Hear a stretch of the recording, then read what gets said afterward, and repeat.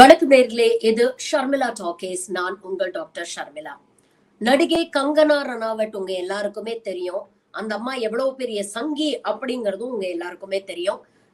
In fact ஒரு இன்டர்வியூல பாத்தீங்கன்னா 2014ல மோடி பிரதமர் ஆனதுக்கு அப்புறம் தான் இந்தியாவுக்கு சுதந்திரம் கிடைச்சது. அது வரைக்கும் வெள்ளக்காரன் போட்ட பிச்சையில தான் நம்ம வாழ்ந்துகிட்டு இருந்தோம் அப்படிங்கிற அளவுக்கு இந்த அம்மா பேசுனாங்க அப்படிங்கறதையும் பார்த்தோம். அப்படிப்பட்ட தீவிர மோடி பக்தைக்கு இமாச்சல் பிரதேஷ் மண்டி தொகுதியில் வேட்பாளராக நிறுத்தி பாஜக களம் காண வைத்தனர். அதுக்கப்புறம் அந்த அம்மா மண்டியில ஓட்டையும் வாங்கி ஜெயிச்சுட்டாங்க. ஜெயிச்சு இப்ப எம்பியும் ஆயிட்டாங்க. எம்பி ஆனதுக்கு அப்புறம் சிம்லால இருந்து சண்டிகர் வந்து சண்டிகர்ல இருந்து டெல்லிக்கு போறதுக்காக இந்த அம்மா சண்டிகர் ஏர்போர்ட்ல இறங்கி இருக்கிறாங்க. கனெக்டிங் பிளைட்ட டெல்லிக்கு பிடிக்க. அங்க செக்யூரிட்டி செக்ல இருந்த சிஐஎஸ்எஃப் சேர்ந்த ஒரு security officer, female security officer, அவங்க பேர் வந்து குல்வீந்தர் கௌர். இளம் பெண், அவங்களுக்கு ஒன்னும் பெரிய வயதெல்லாம் இருக்காது, 30 வயதுக்கு உட்பட்டவங்களா தான் இருப்பாங்கன்னு நினைக்கிறேன். இந்த அம்மா செக்யூரிட்டி செக்குக்கு வந்தோடனே என்ன ஆச்சு ஏதாச்சோ தெரியல, திடீர்னு கடுமையான கோபத்துல கங்கனா ரனாவட்ல பலார்னு ஒண்ணு விட்டுருக்காங்க கன்னத்திலேயே. இந்த நிகழ்ச்சி ஏர்போர்ட்ல ஒரு பெரிய பரபரப்பை ஏற்படுத்திச்சு. இந்த அம்மா கங்கனா ரனாவட்ட கன்னத்துல ஓங்கி அறையும்னு யாரும் எதிர்பார்க்கல. திடீர்னு அவுட் ஆஃப் த ப்ளூ வந்து பலார்னு ஒண்ணு கண்ணும் சிவக்க சிவக்க கங்கனா ரனாவட்டுக்கு சூடா கொடுத்திருக்கிறாங்க.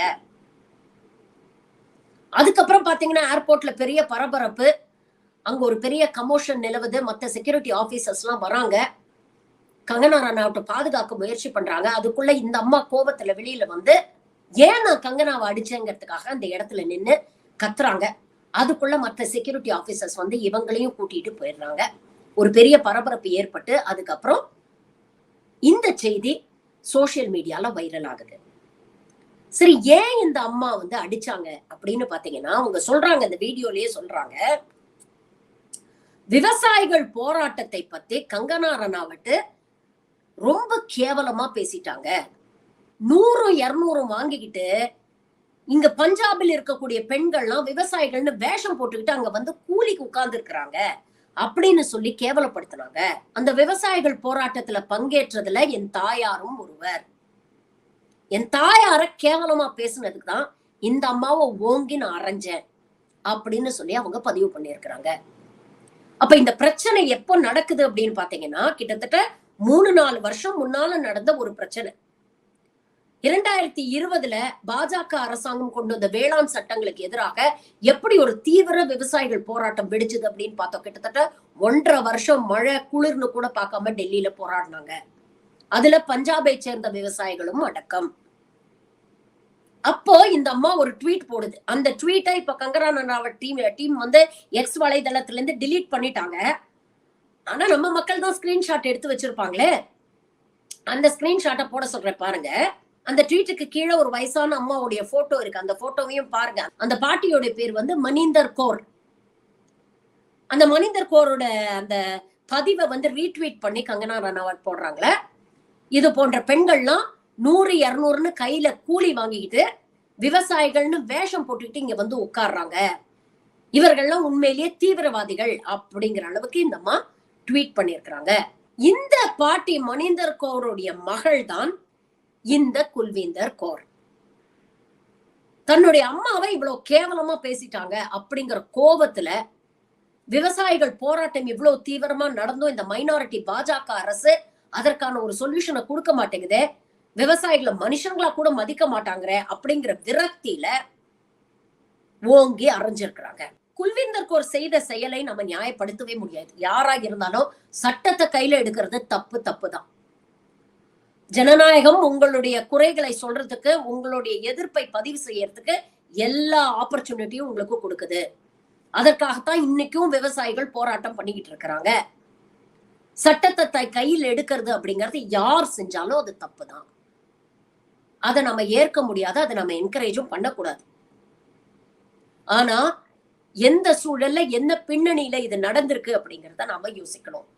எந்த அளவுக்கு விவசாயிகள் குடும்பத்தில் அவங்க மனசுல இந்த மைனாரிட்டி பாஜக அரசை எதிர்த்து இவ்வளவு கோபமோ இவ்வளவு ஆற்றாமையும் இருந்ததுன்னா அது இப்படி வெளிப்படும்.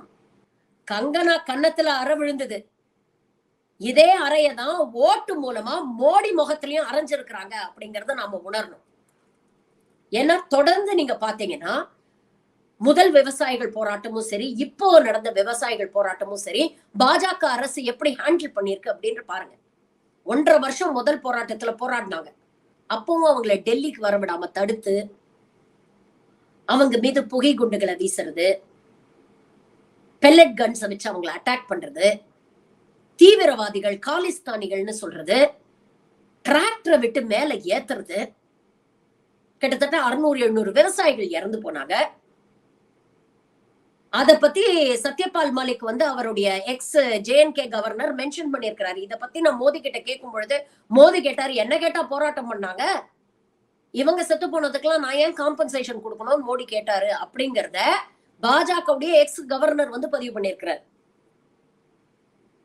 இப்ப மீண்டும் கடந்த பிப்ரவரி மாதம் ஃபார்மர்ஸ் ப்ரொடெஸ்ட் 2.0 ஆரம்பிக்கும் பொழுது இதேதான் பண்ணாங்க.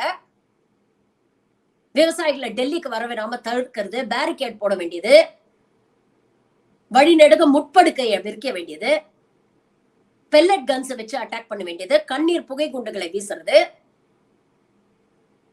நீங்க எங்களை டெல்லிக்குள்ள வரவிடாம பண்ணீங்கன்னா நாங்களும் உங்களை டெல்லிக்குள்ள வரவிடாம பண்ண முடியும் அப்படிங்கறத உணர்த்தும் வகையில் 2024 லோக்சபா தேர்தல்ல விவசாயிகள் போராட்டம் எங்கெல்லாம் வெடிச்சதோ அந்தந்த தொகுதிகள்லாம் பிஜேபி மேசிவ் டிஃபீட்டை சந்திச்சிருக்காங்க.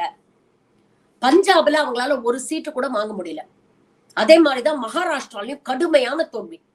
ஹரியானால கடந்த முறை 10க்கு 10 எடுத்த பிஜேபி இந்த வாட்டி பாதிக்கு பாதியா குறைக்கப்பட்டிருக்கு. ராஜஸ்தான்ல 25 சீட்டையும் ஸ்வீப் பண்ண பிஜேபி இந்த வாட்டி வெறும் 14 சீட்டு தான் எடுக்க முடிச்சிருக்கு. இப்படி தொடர்ந்த விவசாயிகள் போராட்டம் எங்கெல்லாம் வலுவாக பேசப்பட்டிருக்கிறதோ அந்தந்த தொகுதிகளை பிஜேபி வாஷ் அவுட் ஆயிருக்கு. இதுக்கு காரணம் என்ன? விவசாயிகளுடைய நியாயமான கோரிக்கைகளை இந்த அரசாங்கம் காது கொடுத்து கூட கேட்க மாட்டேங்குது. நான் ஆட்சிக்கு வந்தா விவசாயிகளுடைய வருமானத்தை இரட்டிப்பாக்குவேன் அப்படின்னு பிரதமர் மோடி சொன்னார். ஆனா இந்த மைனாரிட்டி பாஜகவோட இயலாமை என்ன அப்படின்னு பாத்தீங்கன்னா, ஒரு சராசரி விவசாயியுடைய ஆண்டு வருமானமே வெறும் 10,000 ரூபாய் தான். 10,218 ரூபாய். அதாவது ஒரு நாளைக்கு 28 ரூபாய் தான் உங்களுக்கு வருமானம் வருது. அப்படிப்பட்ட மோசமான நிலையில இருக்கிறாங்க. 1 மணி நேரத்துக்கு ஒரு விவசாயியோ இல்ல விவசாயத்துல இருக்கக்கூடிய தொழிலாளியோ தற்கொலை பண்ணிக்கிறாங்கன்னு நாம சொல்லல, நேஷனல் கிரைம் ரெக்கார்ட்ஸ் பியூரோ சொல்லுது. 2023 இதுதான் நிலை. 2018 இருந்து 2022 வரைக்கும் கிட்டத்தட்ட பாத்தீங்கன்னா 53,478 விவசாயிகள் தற்கொலை பண்ணிட்டு இருக்கிறாங்க. இவ்வளவு மோசமான ஒரு நிலைய நம்ம நாட்டில் இருக்கக்கூடிய விவசாயிகளுக்கு அன்னதாத்தா அன்னதாத்தான்னு வாய்க்கு வாய் மோடி சொல்றாருல, அந்த அன்னதாத்தாக்களுடைய அவலமான நிலைமை இது.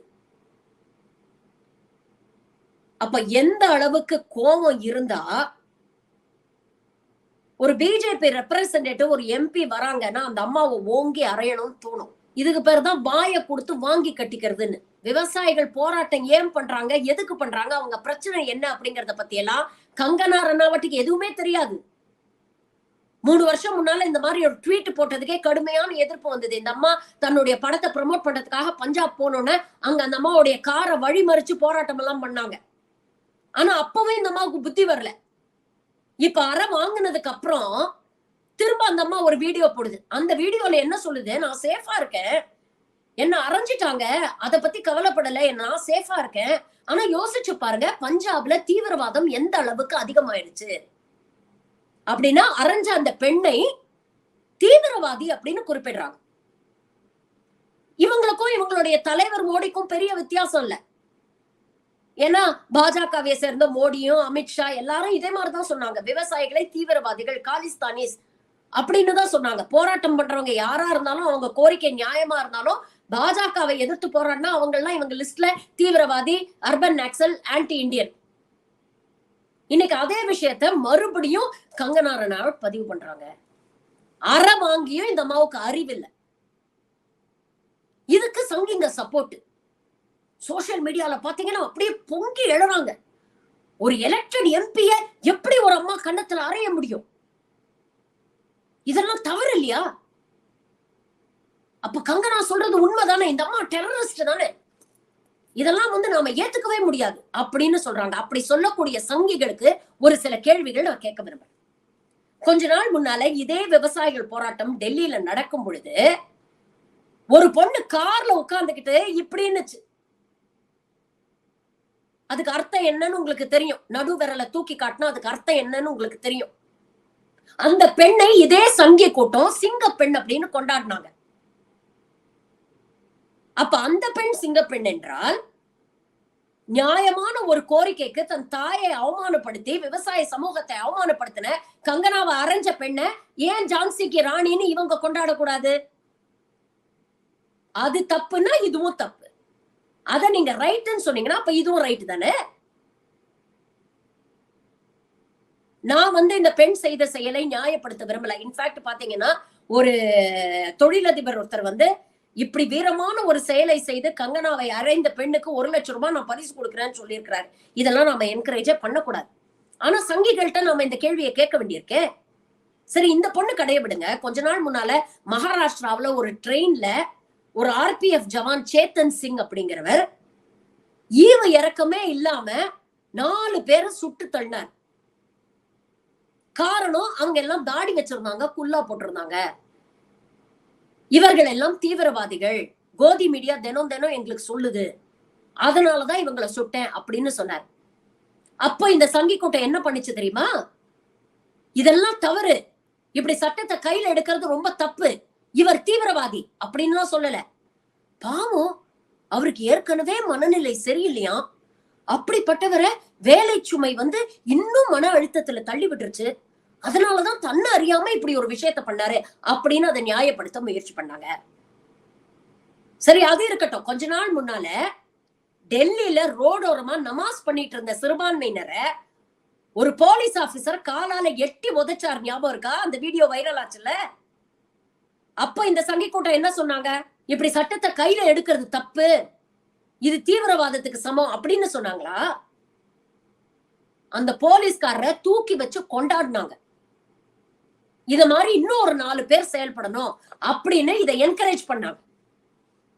சரி, இதெல்லாம் போட்டு கொஞ்ச நாள் முன்னால இப்போ இந்த எலெக்ஷன் போது தக்ஷ் சௌத்ரி அப்படிங்கிற ஒரு சங்கி டெல்லியில் போட்டியிடக்கூடிய கனையாகுமார நேரடியா தாக்குறாரு. சொல்லிட்டே தாக்குறாரு, வீடியோ எடுத்துக்கிட்டே. இப்ப நான் கனையாகுமார போய் அட்டாக் பண்ண போறேன்னு சொல்லிட்டு அவரை தாக்கி அதை ரெக்கார்ட் பண்ணி அதை பெருமையா வீடியோ எடுத்து வெளியிட்டாரு. அப்பவும் இந்த சங்கி கூட்டம் அதை கொண்டாடுச்சு. அயோத்தியால ஹிந்து மக்கள் பாஜகவுக்கு ஓட்டு போடாம தோக்கடிச்சிட்டாங்க அப்படிங்கிறதுக்காக இதே தக்ஷ் சௌத்ரி ஒரு வீடியோ ரிலீஸ் பண்ணிருக்கிறாரு. அதுல த்ரெட்டன் பண்றாரு இந்துஸ. பாஜகவுக்கு ஓட்டு போடாம நீங்க எல்லாம் எங்களை ஏமாத்திட்டீங்கல்ல, நீங்க எல்லாம் என்ன பாடுபட போறீங்க பாருங்க அப்படின்னு த்ரெட்டன் பண்றாரு அயோத்தியால இருக்கக்கூடிய இந்துக்களை. அதை இந்த சங்கி கூட்டம் கொண்டாடுது. அப்போ உங்களுக்கு வந்தா மட்டும் ரத்தம், அடுத்தவனுக்கு வந்தா தக்காளி சட்னி. என்ன விதமான நியாயம் இது? கங்கனா ரனாவட்ட அரைஞ்சது தவறுதான், அதை யாருமே என்னைக்குமே நியாயப்படுத்த போறது கிடையாது. ஆனா நியாயமாக இந்த அறை யாருக்கு விழ வேண்டியது அப்படிங்கறத யோசிச்சு பாருங்க. நேரா அறைய முடியல அப்படிங்கறதுனால்தான் மக்கள் ஓட்டால அரைஞ்சிருக்கிறாங்க. அதை உணர்ந்து இப்ப இருக்கக்கூடிய மைனாரிட்டி அரச காப்பாத்திக்க வேண்டிய நிலைமையில இன்னைக்கு உங்களை கொண்டு விட்டு இருக்கிறாங்க. எப்ப பார்த்தாலும் என் மனசுல இருக்கிறத மட்டும்தான் மன் கி பாத்தா பேசுவேன் அப்படின்னு இருந்தவரை உங்க மன் கி பாத்த கேட்க நாங்க விரும்பல, எங்க மன் கி பாத் என்ன அப்படிங்கறத புரிஞ்சு நடந்துக்கங்க அப்படிங்கிற ஒரு வார்னிங்கோட தான் 3வது முறை அரசாங்கத்துல அமர்த்தி வச்சிருக்காங்க. அதை உணர்ந்து மக்கள் பிரச்சனையை என்னைக்கு பாக்குதோ அன்னைக்குதான் இந்த அரசாங்கம் நீடிக்க முடியும். அதை விட்டுட்டு மீண்டும் போராட்டக்கூடிய விவசாயிகளை டெரரிஸ்ட், உக்ரவாதி, தீவிரவாதி அப்படின்லாம் திட்டிட்டு இருந்தீங்கன்னா கங்கனா ரனாவட்டுக்கு இன்னைக்கு விழுந்த அறை நாளைக்கு மத்தவங்களுக்கும் விடும். இதை ஒரு பாடமாக நீங்க எடுத்துக்கிட்டீங்கன்னா அது உங்களுக்கு நல்லது.